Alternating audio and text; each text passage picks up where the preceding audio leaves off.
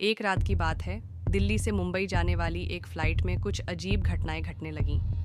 Flight में यात्री आराम से अपनी सीटों पर बैठे थे, लेकिन जब विमान आसमान में ऊंचाई पर पहुंचने लगा, तो अचानक कुछ अजीब सा हुआ।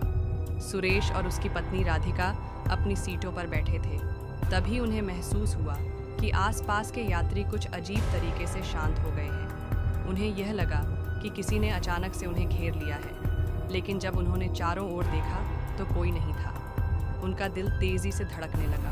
अचानक विमान के भीतर की बत्तियां चमकने लगीं और फिर एक झपकी सी लगी, मानो विमान अचानक से हिल रहा हो। राधिका ने कांच से बाहर देखा और देखा कि आसमान में एक और विमान बेहद करीब आ रहा था, जैसे वह उनके विमान के साथ टकराने वाला हो। उसकी चीख निकल गई, लेकिन दूसरे यात्री निश्चिंत थे। सुरेश ने अपनी पत्नी को शांत करने की कोशिश की, लेकिन तभी एक डरावनी आवाज़ आई, यहाँ से बाहर जाने का रास्ता नहीं है। यह आवाज़ किसी के मुंह से नहीं, बल्कि विमान के अंदर से ही आ रही थी। वे दोनों चौंक गए और एक दूसरे से पूछा कि क्या वह आवाज़ उन्होंने भी सुनी। लेकिन इस दौरान एयर होस्टेस आई और मुस्कुराते हुए बोली, कुछ नहीं है, बस एक छोटा सा तकनीकी गड़बड़ी है।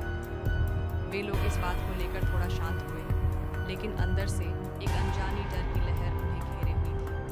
फ्लाइट अपने गंतव्य की ओर बढ़ रही थी और जब विमान मुंबई हवाई अड्डे पर उतरा, तो राधिका और सुरेश ने देखा कि बाकी सभी यात्री